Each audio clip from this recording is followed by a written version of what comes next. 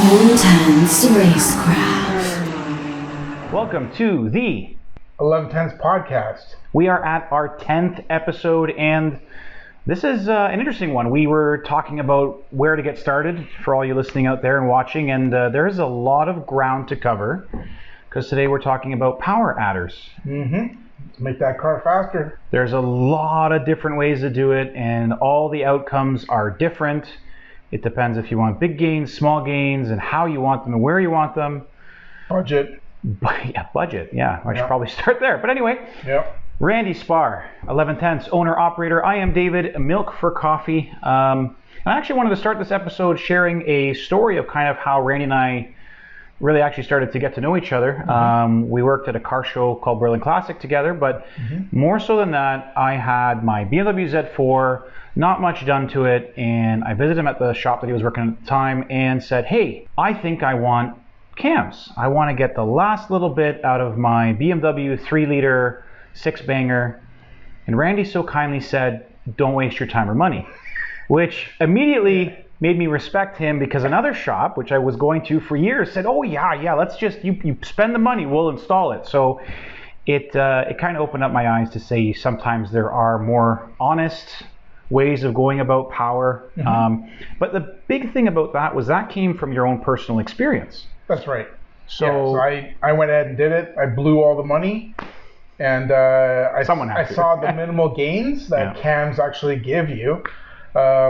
Cams are good when you're constrained with like certain regulations. If you're in racing and you can't add force induction and you have to keep the displacement the same, then you can start, manipulating the amount of air going into a motor with the camshaft profile.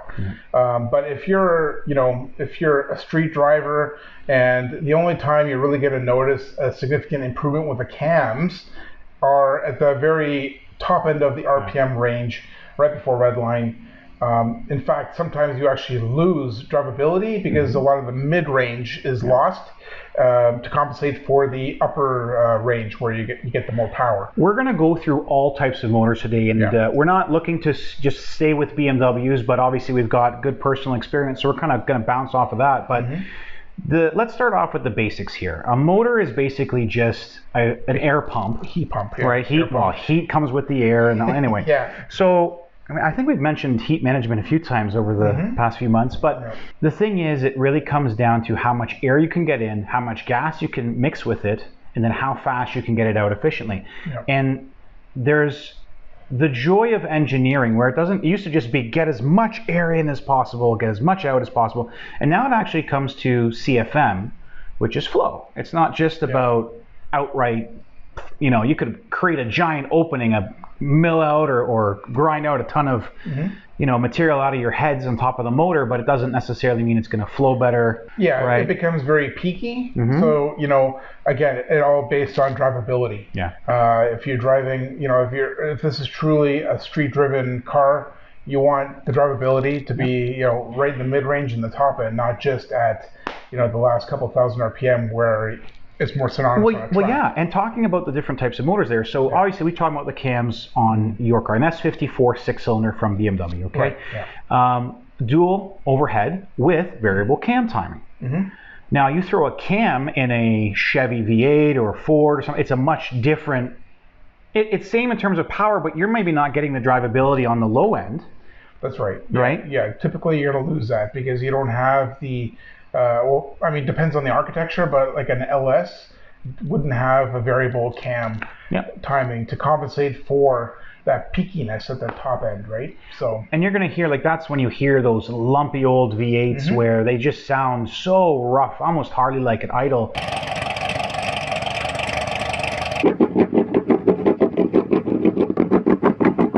And it's because they're tuned. Those cams have a longer duration and a wider opening. That's what camshafts are all about.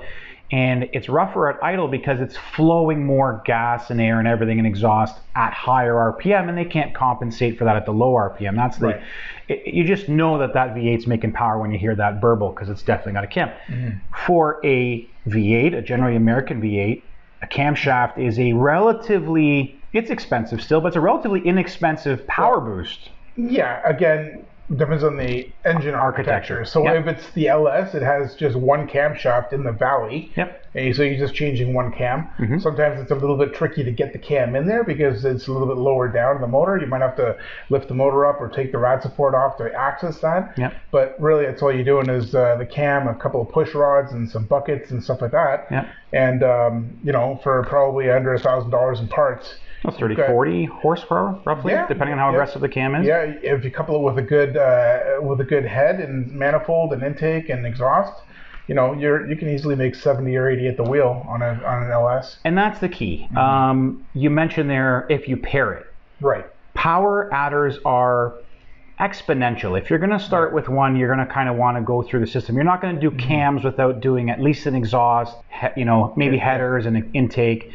It's all working together, right? So you're just basically restricting one point of the motor or de-restricting it, and then you want to kind of go through the line. So you guys actually did a great video earlier. Be sure to search. Even if you're not a Civic owner, it's a great example. You guys did a whole bunch of intakes. Yeah, we did an intake shootout on an FK8.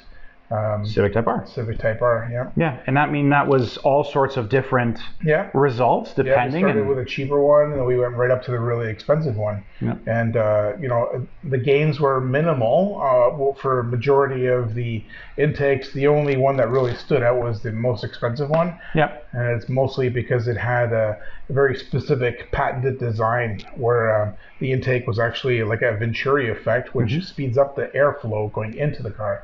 And that was a bigger gain. Right? Well, and you're also, the thing there too is it depends on the age of car. These days, I know you and I both have the same thought process, and if you look at many modern cars, the airboxes are incredibly efficient on most cars. They're great. Other than maybe scooping some more aggressive air or changing the filter out. Some of them, for example, actually I dealt with this on my Cadillac, and the dyno results were not great, but the main thing there was there's a noise filter to basically take out some airflow and reduce the turbo noises, refinement, blah, blah, blah. All cars have some sort of engineering like that. You take out some of those noise restrictions, or they modify how it sounds in the interior, whatnot. Right there, you can gain a little bit of flow. Sometimes they have a weird shape or plastic. But for the most part, it's not much. Exactly. You're not getting like a lot out of it. 3 to 4 horsepower. You know, sometimes it's even like, what time of the day did you do the first dyno run? Versus what time of the day the second one? And what's the humidity and the temperature? All down here. But what if I get a cold air intake, Randy? You'll suck up a lot of water. No. Basically. Been there, hydrolocked one. Anyway, the big thing is cold air and heat soak. You want to be aware of that. Just get a filter that flows good. Some paper filters aren't that great. Just get a K&N. Like your best bang for buck. Some of the BMWs are sensitive to the oil content. Now, you can throw a K&N from the factory in there, and the oil content in the K&N was not going to affect it. But those are reusable filters, and a lot of the people tend to just over oil when they're cleaning the filter, and they put in so the second time the thing goes around, usually it's just soaked with oil, and that will cause a bit of havoc with the airflow meter and all this, you know. So if you're looking at your naturally aspirated or normal motor, unless you're trying to dress up your engine bay with a little bit of looks, most likely you're not going to expect a big gain from intakes. Right. Yeah. I'm going to say it's an accumulative thing. So as you're saying before, and you know, don't always look at the brochures. Like, you know, this intake, they brag 15 horsepower gain, and that muffler is a 10 horsepower, and that header is 20 horsepower on the forums, and this tuner says he can get 25 horsepower. Now you put those all together, it doesn't mean you got 60 horsepower. It doesn't work that way. It's like, you know, it basically accumulative. You can probably expect about 25 horsepower among all of them together. It's true. So that's the thing. With an intake, don't expect much. But now, next step after an intake, you know, and we talk about this in the newsletter, your top 3 mods. Well, are we going by price, or are we going by like? Well, let's go. Intake's probably your cheapest overall. Right. I'm thinking too. If we go, what's the standard thing? Most people will go intake, exhaust. Well, as just a common. So it depends again how we're starting. Are we starting with a car that has a factory turbo? Okay. Because right off the bat, the best thing to do would be an ECU tune, where you tell the turbo to just push more boost. you don't even have to touch the intake or the exhaust or anything. Just a ECU tune alone on like an N55 will give you probably 70 or 80 horsepower alone on everything stock platform. It's true. Right? So ECU tune will be the best way to improve performance in a factory turbocharged application.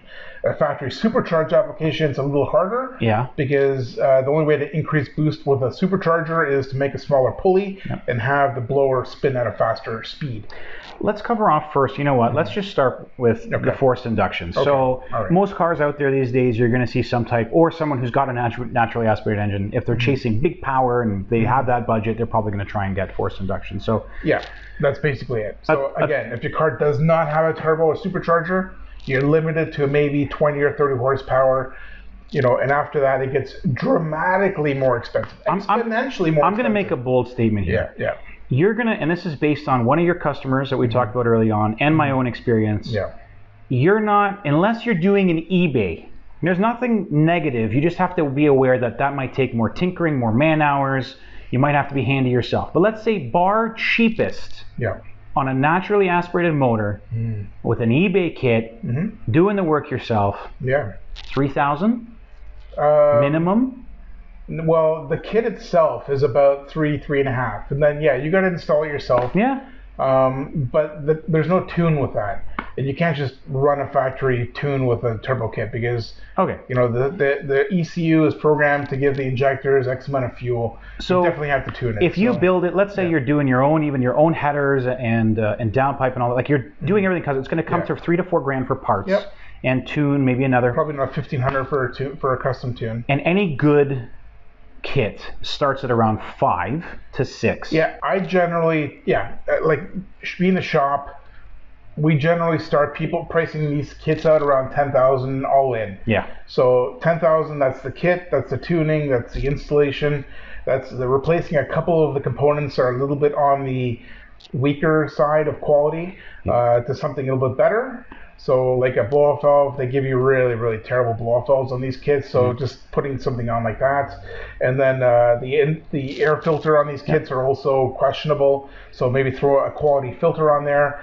And then you're going to want to be able to monitor everything. So we would recommend doing a multi-gauge inside so we can see what kind of AFR, that's air-fuel ratio, what kind of readings you have. So you know if you're running lean or rich, oil pressure, boost levels. So one gauge will do all that, and those gauges aren't cheap either. But those gauges in themselves are like minimum $300, $400, $500. Yeah, about $400 or $500 plus install there. Yeah, right? Like it's but you need to be able to communicate and see what's going on with the motor at all times when you start playing with forced induction. So generally, for about $10,000, you can get probably about high 3s, low 4s to the wheel. And at that point, you're going to be constantly worrying about your motor because it wasn't built to handle forced induction. Yeah, there's everything else down the road. You dial back, your brakes aren't designed for double the power. Yeah. Your clutch is going to be questionable. You know, you got all your axles and all your rotating parts, everything. Your differential is probably going to fry early. So we're not saying don't do it. Yeah. Because I've done it. Plenty of people do it. We'll help you do it. But maybe take into consideration if you want to go down that deep dark path. And if you're making the right decision or should you maybe do some lighter modifications and maybe look for a turbocharged car the next time around, because they are so common. Yeah. It's so easy to just, almost every European car now, because they were always smaller displacement, they were some sort of forced induction. Yeah. Right? Now your imports from Japan and China, they're there. And now even a bloody Camaro or a Mustang, they're turbocharged V6s. So the world's your oyster there. Let's just start with a Another thing I want to add before we actually get too far into this, and I know, working and owning 1110s and trying to actually upsell people with performance, parts, it's always smarter to get the faster car from the same manufacturer. Yeah. So if you can get like a John Cooper Works version of the Mini, instead of getting the base Mini and then modding it, get the better version. Oh yeah. If you can get the performance pack of the Mustang GT, get that. or even just the GT versus the EcoBoost, and then modding the hell out of that little 4-banger. I will put a link to it, but we did cover this. Base model or not was the name of the episode. That's right. do watch that, because that's what we covered. It was a full argument that we had over, because we have similar cars in terms of platform, but a very different motor, very different brakes. That holds true for every manufacturer. So dive into that one. Okay, turbocharging. Okay. Let's start there. So very simple, high level, snail type device, which is why I hear snails. It looks like a snail. One or two. Yeah, we're not sure. Yeah. Basically is on the exhaust side of the motor, exhaust pressure or exhaust fumes, everything that comes out of your exhaust turns a turbine. It thus spins a turbine on the opposite end that compresses air, think opposite of a vacuum cleaner. From your intake. And shoves it into the motor. And that's where you get pressure. People talk about bar and PSI and boost and all the rest of it. That's where that's coming from. So that's pretty high level. Yep, it's high level, but there's also the chicken and egg question regarding lag. Oh, God. You got to step on the gas to get that little snail to spin, to add the more air into it for you to feel the power. Yes. So in that, what I just said is lag. Yeah. So it's not instantaneous. You hit the gas, you got to wait a second, then the power comes. My favorite one is if you're in a push cart, you're right, with a horse or a donkey in front of you, attached to the cart by a string. It's got a rope. It's got a rope. And if you whip that donkey, the time it takes for him to take up the slack and then you get going is going to be lag. That's essentially what happens. Or a slingshot. Yeah. Oh yeah, the slingshot at the anyway. The thing is manufacturers, most daily cars will combat that by having smaller turbos. A smaller turbo just makes sense. Smaller means it takes less pressure or exhaust to be able to rotate and get the pressure that you want for more power, efficiency, whatever. And that is an early limitation of many cars that are not meant for power. So you can only turn up the boost so much, where I talked about earlier CFM, where it doesn't matter how much pressure at small turbo can only move so much air, where you're going to feel it in a lot of this tuning and stuff like that. You're going to feel it in a mid to low range. And then when you get to the top, it feels like that turbo's running out of steam. It just runs out of breath. Right? It runs out of breath. So you're shifting way before the red line and you're like, what happened here? It's simply not, even with increased pressure, it's not moving enough air to create that extra pressure up top. A stock solution, no one does this aftermarket, and if they do, it's I don't know why, but is the dual turbo setup, where you'll have sequential, and there's different kind where there'll be in parallel, or there'll be one after another of two different size. And generally the premise is that you've got a smaller one to reduce the lag and a bigger one to increase the power up top. Sometimes you'll see a supercharger added as well to a turbo. That's rare, but sometimes you get that too. Twin charge. Audis do that. Some Japanese cars Volvos, do that. I think. Volvos too. Volvos do that. Some of the modern ones, right? And then the thing is, there's also a lot of new tech that goes into the shape of the new turbos, or they have variable vanes.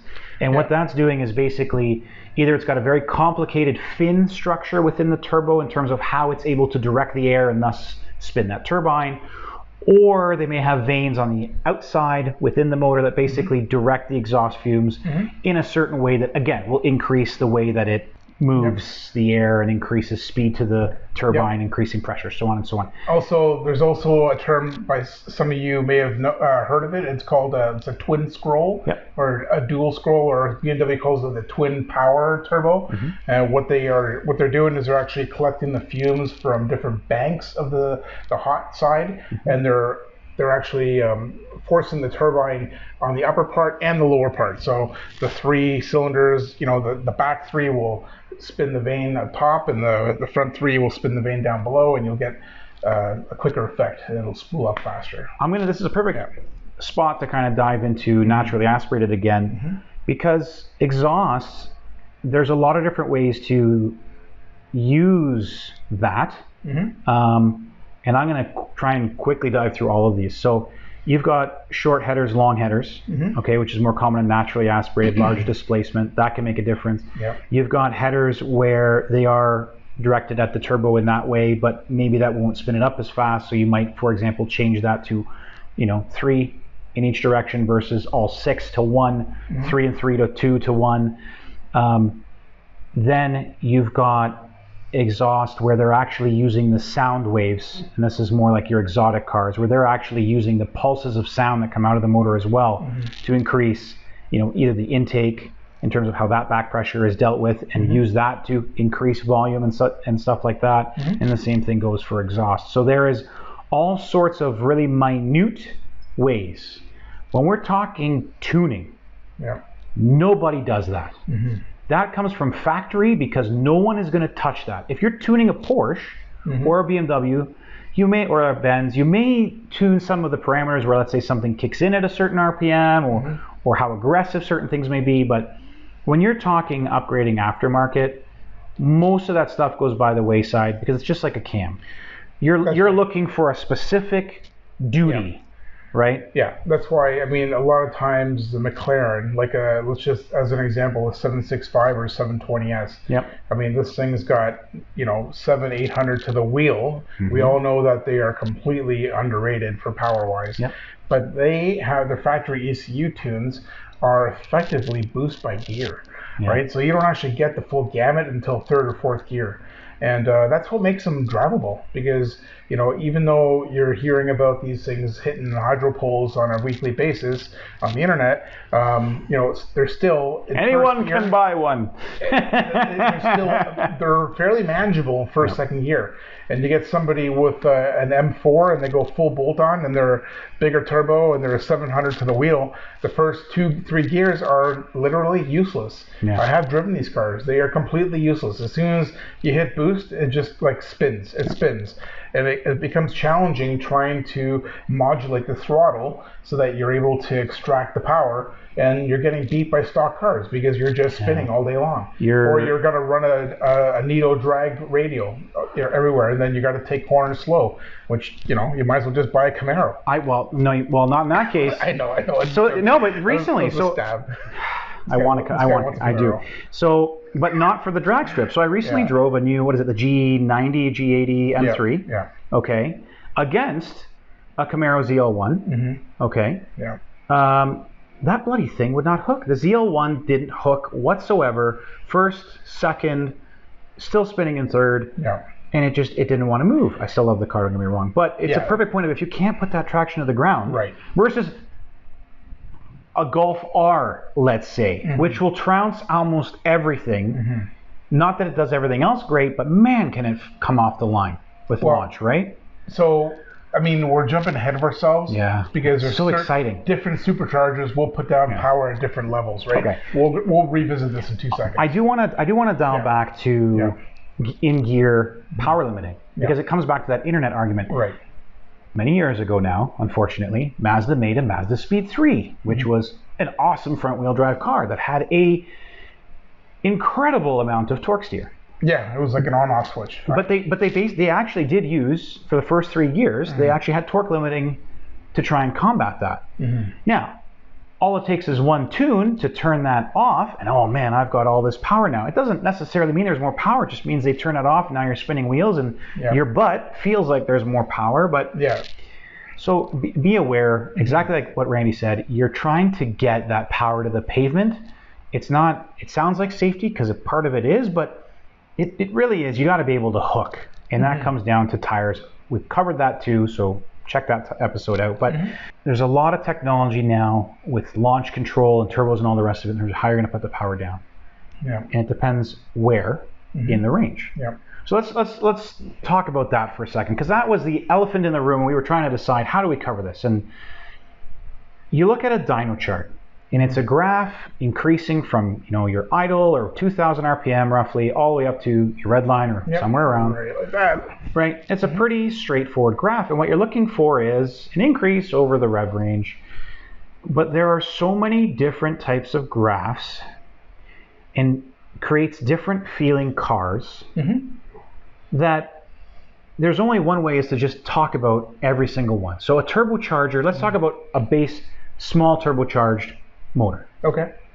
So remember, torque is what you feel. Torque is what you feel. Right. That's usually the smaller line that does not increase with rev. Horsepower increases. I'm going to put the formula up, cue the calculation, green screen, GIF stuff. Anyway, the calculation is all based off of torque versus RPM. So torque is really what you feel, and it's what gives you the go. Right. With a small turbo, let's just assume that you're modifying it, you're going to see a big jump in torque down low. Down low, yeah. Usually around 1,500 to 2,000 RPM, you're almost at torque, peak torque. Yeah, you might see a little bit more, but not much. The graph just goes straight up with the torque, and then it levels out, and it goes. And generally, sometimes it starts to peter off when the horsepower starts to come up. Yeah. And that's basically a embodiment of it's not pushing enough air past that point. That's exactly the max that it can actually put pressure and gas to suit into the motor. Now, you slap a big turbo on it. What are you going to see, Randy? Well, that torque will move. The graph will remain the same. It generally moves a little bit higher up, so your torque will actually rise. Instead of, let's say, 1,500, it'll probably raise at 2,500. It'll start to go up. And generally, it'll obviously go a little bit higher.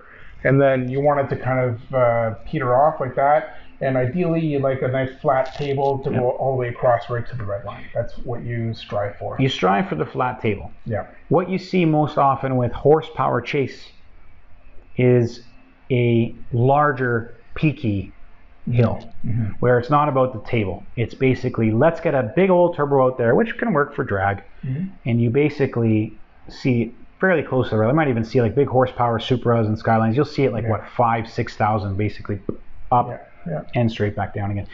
You're getting a ton of lag there. It's built for a purpose. You got to think, where are you spending your time? And there's also, how are you going to put that down to the ground?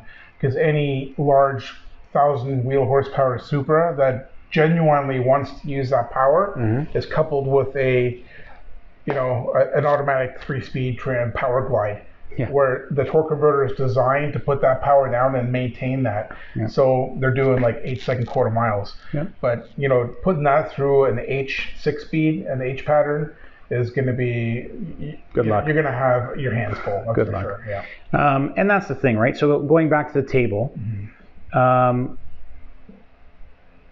Naturally aspirated cars. You have that, you pretty much, you don't have a table, but you've got an ever increasing graph. Okay. So as we said, you're kind of limited to how much you can, put into that motor without forcing air in. Because essentially you're just working on ambient and you're sucking the air in with the motor. So we're talking about intake, we're talking about exhaust, and then the cams, because the cams allow the valves to open up a little bit longer, a little bit more, to allow just a bit more air in. But again, it's relying on the vacuum effect and the air basically just feeding in. Right. So there's only so much you can do. The next best power adder for the money, I believe, is nitrous oxide. Oh yeah. You get a bottle. The kits are generally about $800. You probably want to add a couple of safeties to that. So let's just say about $1,200 for a nitrous kit. Better part of the day to install it properly. And you can get 70, 80, 150 horsepower out of a bottle. They literally sell it by the shot of horsepower. Obviously, the bigger the shot, the quicker the bottle will dissipate. Typically, the bottle will last about a minute and a half to 2 minutes. Nobody's ever really, squeezing it for 2 minutes straight. It doesn't sound like very much, but that's good for about 10 to 15 passes down the quarter-mile track. You're going to want a bottle warmer to maintain that bottle pressure of about 900 to 1100 psi. And that way you're able to get the maximum out of that bottle, even up until the very last pass. I've had nitrous on several of my cars, so I know without the bottle warmer, once that tank is half empty, you're noticing it's no longer a 100 shot, it's like a 70 shot. And the last 3 shots are like 50 shots, so it's kind of like you're wasting it. You want to maintain that. Yeah, you might want to maintain that. Also, you might want a remote bottle opener. It's basically a servo motor that opens and closes the bottle on demand, because generally you wouldn't drive around with the bottle open all the time. And by the way, illegal. It's illegal. Cannot use on street. And the other thing you want to do is you want to have a nitrous controller where you feed the power on progressively. It's a huge wallop to the driveline. Really a lot of stress on the motor mounts, the clutch, everything. I mean, you literally like hitting a button and then 100 horsepower is instantaneous. It's like, you've probably all watched the Fast and Furious when their head gets snapped back. It truly is like that. Your head gets snapped back. There are no blue flames coming out of the exhaust unless you're running 6 kits and like 3,000 horsepower. But, just something like that on a street car. It can also help you go to space now. Yeah. Right? Oh my God. Anyway, great marketing. Yeah. No, okay, and you know what? Let's talk about the legal NOS. I don't know if that's a new industry term. Legal NOS. Meth. Well, okay, so there's... Change my mind. No. Okay, we're talking about methyl hydrate, right? We're talking about... methamphetamine. No. Okay, hold on. Let's talk about why NOS works, and then we'll dive in why I say it's the legal NOS. NOS is essentially reducing the intake air temperature and is more combustible. Thus, you're getting more power. Yeah, that's quick summary. Yeah, there's 2 parts oxygen, 1 part nitrogen in the bottle, and you're basically introducing a lot of oxygen to the motor, which you got to follow up with fuel. More gas. Part of that install on the NOS kit, usually you add another a fuel line in there, so you got to add fuel into your installation for your nitrous. Obviously, more ignitable fluid and oxygen means bigger bang, more power. Right. Okay. But the bottle's under pressure. Right. So technically, that's one fault. You're driving down the road, you get stopped by a cop. Yeah. You got a pressurized tank cylinder in your trunk. You're going to get slapped with all kinds of MTO fines for not having a proper transportation. Those safety triangles on the back that you see, and a keg of beer is at a different rate of pressure than a NOS bottle. Okay. Yeah. Exactly. Even your propane for your gas tank. Anyway. So what meth does is similar, not the same, but it's about, in this case, temperature and combustion. Right. I think it's more temperature. Yeah. So methyl hydrate is essentially, it's like paint thinner. You get it at the aisle at Home Depot. It comes in a gallon jug. You pour it into a reservoir that you're going to put in the methanol tank in your car, and then there's a little nozzle where it injects the meth at a specific rate at different boost levels. You can run it on non-forced induction cars, but you're not going to feel the benefits hardly at all, if any. Yeah. And you're not going to see the gains with meth in the dead of winter. You're mostly going to see it on a hot July or August day. Right. That's just based on dyno experience. So keep in mind I truly think that the meth is really a temperature thing. Yep. Right, that's more than what it is. That's just a temperature thing. But it's not on a button per se, but it's like you're programming it because it's a liquid coming out of a tank versus a gas coming out of a tank. Yeah. You're programming it for a certain window of use. Yeah. And again, it doesn't last forever either. Right. Right? Yeah. BMW had the water injection with they did. I forgot about GTS. that. Yeah. So it's essentially the same principle, but not with methyl hydrate, just with water. Yeah. Yeah. The thing is the best way of summarizing it, when you're increasing pressure, this is why it doesn't work as well for an naturally aspirated motor. When you increase pressure, the air heats up. That's right. Right. Yeah. And that's where the meth comes in and cooling it down there. Yeah. And heat is your enemy. Now we got away from the torque graphs there. We're talking about naturally aspirated power adders, right? Yeah. So we did the full bolt-on, no power adder. We did nitrous, and now we're talking about forced induction, meaning you're ramming the air down the throat of the car, down that throttle body. So there's 3 ways to do. Well, 2 ways. There's the supercharger, where the fan or the blower is basically driven off of the serpentine belt and off of the crankshaft. Belt driven. Right. So instantaneously you hit the gas, and the motor revs up, and that blower churns immediately at the same speed, and you have instantaneous boost, right? So the downside to that is that the superchargers, they take power to spin. It's not free horsepower. So that blower, depending on the size of the blower, I believe a red eye Hellcat. 30 horsepower? No, I think it's 70. Is that much? I think it was 70 horsepower to turn the blower on a red eye Hellcat. Yeah. Just as an example. So there's give and a take. It's kind of like 2 steps back, 3 steps forward. Yeah. Right. No, 100%. So it's not efficient, but it's instantaneous response. Yeah. And eventually the blower will make enough boost that it's going to overcome its own, It's not a lag because there's no slingshot effect, but you're going to notice that power dip in the lower RPM. And it's basically, like I said, it's a belt driving an accessory. That's what it is. How do you quickly modify a supercharged car? You change the pulley size. Right. Okay. Make it spin faster. Think about chains on a bicycle. If you're driving the front chain and you're changing the gears on the back, a smaller gear will go faster, but it's harder for you to pedal. Same idea. So smaller pulley, more power. Also, the size, right? You can have, there's two different types of superchargers, a centrifugal and a positive displacement. Positive displacement. And again, the size of the gear train or the motor, we'll get into like the actual turbine itself, the weight there. If something is, for example, if it's idling, and then you have to take that weight to be able to increase that speed, it takes force, right? So that's where that power loss comes in and the efficiency loss. So I might as well just dive right into it. So centrifugal is pretty much like a turbo. It is like a turbo. Right, it'll look almost like a turbo, just without the backside for the exhaust. Right. And there's piping between the supercharger itself, the turbine, and then the motor.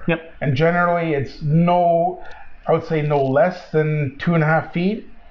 Maybe no more than 6 feet, depending if there's an air to water or air intercooler in there. And having the air, even though supercharger is instantaneous, the air has to travel through a lot of piping to actually get to the valves in the combustion chamber. So there is a little bit of, I don't know, I'm not going to say lag, but it's a delay. There's a delay, and if we're going to put up some dyno graphs so you can actually see a centrifugal blower will very, very closely mimic the linear line of the horsepower on a naturally aspirated version of the same motor. It's just a little bit further up because there's more power. So it just it follows the exact same characteristic of the engine. So if we have an E92 M3 with an S65 motor, and you throw a VF kit or an ESS kit and they're running a centrifugal blower, you're going to notice that the car really does feel very stock-like. And then you just have a bit more power in the mid-range and considerably more power at the RPM, at the red line. Well, currently in the shop with you guys, you've got a 996 Carrera. Correct. There's a C4S. With a centrifugal. With a VF supercharger. It feels peaky. It feels very peaky. Down low, it feels pretty much stock under 3,000 RPM, and then you really got to get it up to 7,000 RPM to really feel that. Right. And it's 470 horse. It's more than a stock turbo, but it just doesn't feel that, right? Because it's a torque that you don't really feel. Before we dive in, because I don't want to lose this point here, a small aside talking about the distance of piping. Some cars. Vet comes to mind, and I've seen Nissan Zs where they won't put the turbo in the engine bay. They'll put it at the back of the car. Right? And all of that piping just compounds the lag. Because you're piping it from the back of the car back to the front. It's still driven the same way with exhaust gases. I would say like on a large displacement V8, like a Camaro or like a 5.7 or 6 liter LS or even a 7 liter LS7, you're not going to notice that as much because the engine itself has tremendous torque, and then the boost comes on later on, and it's not going to be as bad. But on anything like a 350Z, that would be atrocious for lag. Okay, so the other type of supercharger, is a positive displacement. Well, before we dive into that. So it's a Roots.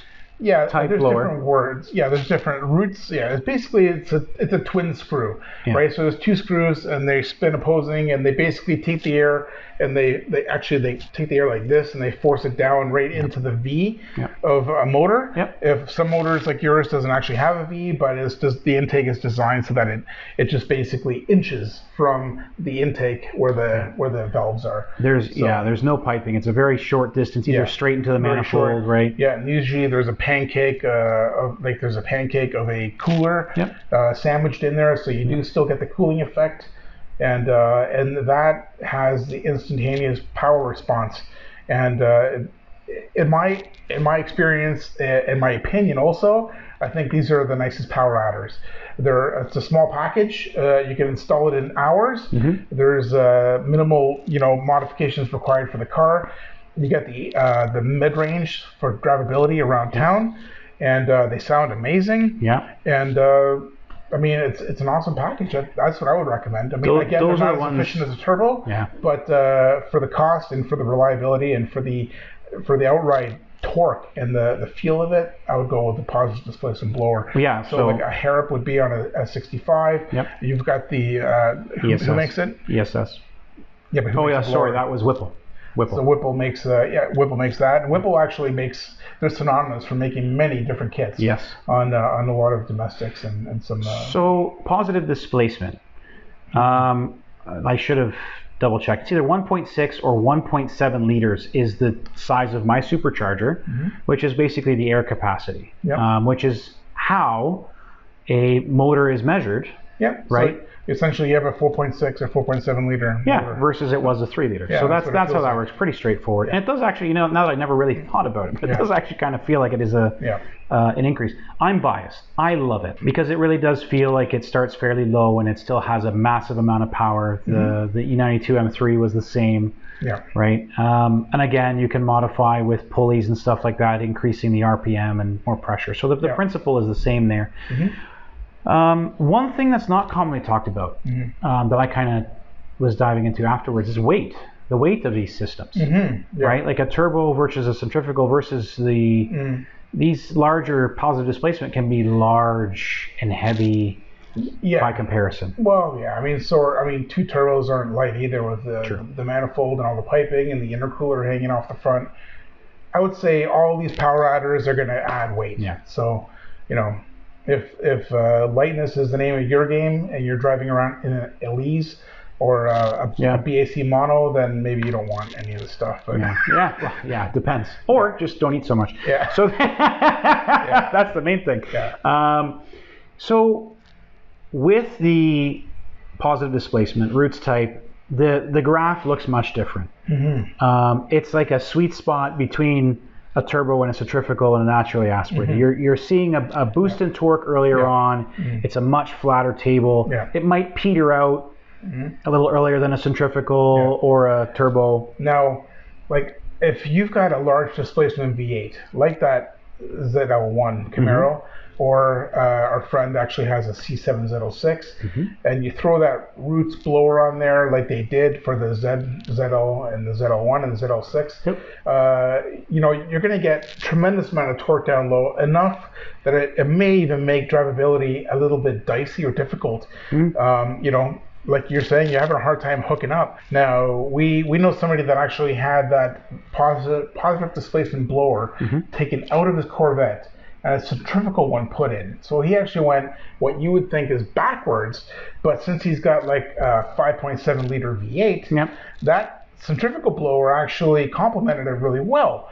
So around town, you can like floor the gas at 3,000 RPM in second gear. The tires will actually be able to grip. And then when it starts to come up into boost around 5,000 RPM, that's when the tires will start to gradually break traction. And, so you better make sure that you're focused, you're not sipping a coffee, because it'll basically start to smoke its tires at 100 kilometers an hour when boost comes on. But at least you're getting to 100 kilometers an hour as opposed to just lighting it up at 30 or 40, right? So now there's one motor that we need to touch on, because here's the future, is electric. Yeah, or torque fill. Yeah. What is torque? Okay, let's go to torque fill first. Okay, hybrid then. So now there's a couple of different ways. Which one are you thinking about? Well, I mean, like hybridization, they could basically, they'd be able to add electric instantaneous torque to fill in that lag before the turbo starts to kick in. Yeah, so literally a hybrid. Yeah.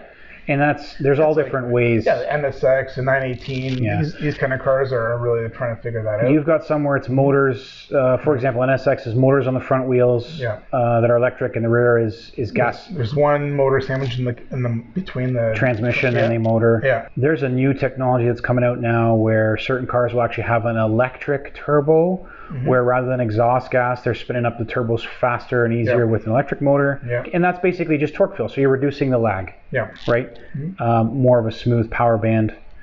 The other thing is a pure electric motor, which is essentially You turn it on. Yeah, it's instantaneous torque. And it's instantaneous. It's literally a flat. We talk about a table. It is a flat line, and then it peters off pretty quick. Yeah. Yeah, it's pretty intoxicating. It is. Well, yeah, it's instantaneous. It doesn't matter what car. I just drove a Model S the other day, and it still floors me every time. But that's because I don't own one. I imagine everyone keeps saying you get eventually tired of it because that's all it does. Yeah, it's a one-trick pony, and there's no sound. Eventually. Personally, it's a game. They need to make these electric motors noisier. Snap my neck, or it's like hypermiling. There's always like two one games. Or the other. Yeah. So that's what that torque graph will look like, and the horsepower will actually look much less because it comes on really early and they don't spin very fast. So that's the electric motor part of it. Yeah. So the third forced induction for an NA application would be a turbo kit, right? Yeah. That's what we're saying. So turbo kit would definitely cost the most. It's the most involved. Yeah. The motors are not really designed for. It's the easiest to upgrade once you've got it installed. It's like as easy as hitting a few keys and you've got more boost, right? So be careful with that. You can set the car up to run, let's say, consistent like 380 to the wheel, and you should be happy with that. But like everyone, you get used to the power, and then a year down the road, you're gonna want an extra 100 horsepower, and it's as easy as basically a retune, because you have the means to just increase more air into the engine. So that's where it can get really expensive. Like I was saying, touching on earlier, that the rest of the car is not really designed for that. The chase for power is endless. You will never have, once you get a taste for it, you'll never have enough. Yeah.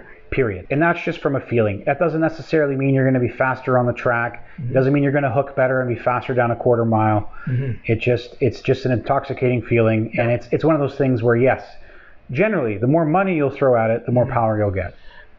I would like to add one really important thing. Go on.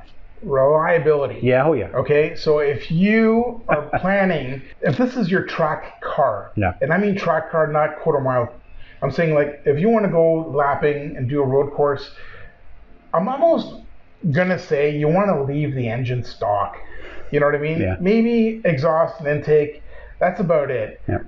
Like some of my people running, like some of my customers or friends that are running tunes on their their forced induction Beamers. I always recommend them just to put the stock map back on for that lapping day, because it's like charge pipes will blow apart. Limp mode is right around the corner. There's all kinds of issues. The heat soak is going to be tremendous. Like just put it back to stock and then go and do the driver mod thing. Okay. Like learn how to drive, and you don't have to worry about looking down at your temperature gauge or like. Okay, let's puking, cooling all over the track because let's go front to back here. Expansion tank just blew up or whatever, right? So intake is pretty straightforward. Yeah. You do that. Yeah. The air goes in through a manifold. Yeah. Okay. Yeah. And at that point, that's where you have either naturally aspirated, you have a supercharger or a turbocharger to get more pressure into the manifold. Yeah. Once you're in your manifold, okay, then first of all, that can only take so much pressure, stock. Doesn't matter what car you have, if it's already turbocharged, those are efficient for certain levels, and at other levels they're not, or they won't fit a turbo or turbo or supercharger. Then you've got your fuel pump at the back. Yep. There's so many minute spots. There's a lot of minute spots where you can add and take away power, and it all fails in the motor. That's where the big catastrophic stuff happens. That's it. So that's what you want to be. There's a lot of variables. Yeah. With one potentially catastrophic outcome. Yeah. So, if you're gonna lap the car, honestly, just try and keep it as stock as possible, because it. Yeah. Like I was saying, you want to try and vie for the factory upgraded version of that car. Yep. The factories, they spend millions and millions of dollars developing these cars. You're going to want the better version of that car to start, as the blank canvas. Yeah. And if you are doing your own piece of artwork, make sure that you are budgeting to make it operate. Your goal will always be right next to power. Should be trying to make it as reliable as possible. Yeah, and control. Oh yeah. Yeah. So we've covered a lot there. Yeah. It all comes down to budget, and that's how we started off this story. Is just because you can get an extra claimed, I'm going to put that in quotes, claimed horsepower doesn't mean you're going to get that. And you may not even feel that 10, 20 horsepower And if you just spent, a month's worth of pay or more to get that and you're not feeling it, you're going to be pretty disappointed. You don't want to fall out of love with your car. And reliability and budget are always going to be key to that feeling. That's right. Yeah, I don't know. I like driving around the town. I prefer to put the money into a tighter suspension so it doesn't feel like a marshmallow. Yep. A much nicer shifter, because that's literally the thing I'm constantly moving around, the shifter. Like nicer seats, more supportive seats. Like, like all these little things that will make the you're driving around the car, like, 99% of the time, that 1% of the track, for that, for the brake cooling duct or something that you spent $1,000 for. Don't forget, I'm not. We live in a world of Instagram and Facebook, and forums are used to be the thing. There's always going to be someone who's claiming something that either is not true, or they spent a lot more than they're saying, or they just spent a lot. Yeah. Don't feel the need to chase it, because it's a really slippery slope. Be happy with what you've got. I mean, that stems to a life goal there for everyone. Be happy with what you've got. Yeah. But it really is the truth. You can continually chase and just cause yourself more problems and more heartache. Yep. I cannot tell you in my own experience how many guys say they have this part that they overnighted from Japan, and it's not. Either it's an eBay thing, or they don't even have the part. Yeah. There's a whole other realm that's like that too. So be smart with your money, and be smart with your plan. Make a plan, and then go to 11/10, and that's it. Away we go. Yep. So we'll help you. There was a lot. I'm sure we could actually cover off a lot more. So if you have any questions, or you want to dive in, you've got your own opinion, please let us know in the comments. Please remember to like and subscribe. We are over 500 subscribers as of this point. Awesome. Which is pretty good. We appreciate that. Thank you to everyone. We've got one more episode left this season. 11/10, 11 episodes. So be there for that. Yep, next month. And we'll see you then. Thanks. Take care.